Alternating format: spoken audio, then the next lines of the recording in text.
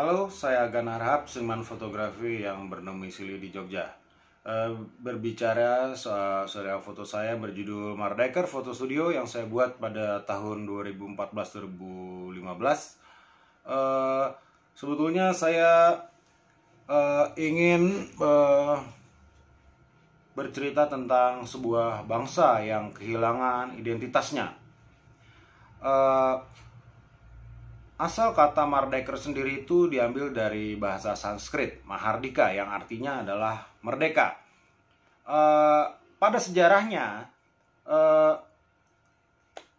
itu berawal dari budak-budak yang dipekerjakan oleh bangsa Portugis. Nah, waktu berjalan, akhirnya kita berganti majikan, berganti penjajah, menjadi dan kalangan budak-budak ini dibebaskan dalam tanda kutip oleh majikan yang baru, ya, which is Belanda ya.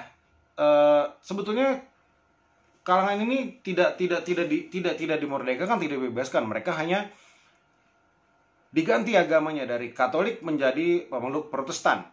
Nah, kalangan ini punya privilege tersendiri ya. Mereka ada hak-hak yang lebih daripada bangsa pribumi lainnya. Tapi di satu sisi mereka juga di tengah-tengah, di persimpangan. Mereka tidak diterima oleh kalangan pribumi dan mereka juga tidak bisa naik kelas masuk kepada kalangan Belanda atau kalangan Eropa.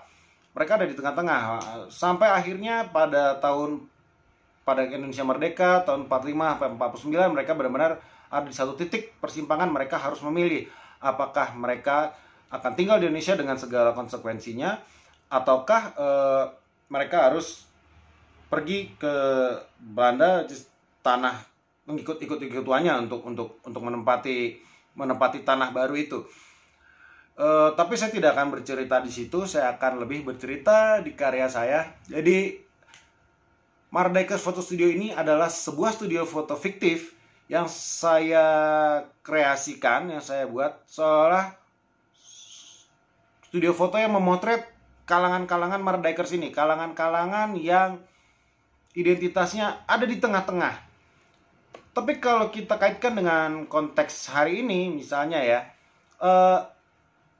saya merasa bahwa kita hari ini berada dalam fase mencari identitas jati diri bangsa. Sadis, berat banget bahasanya. Tapi beneran,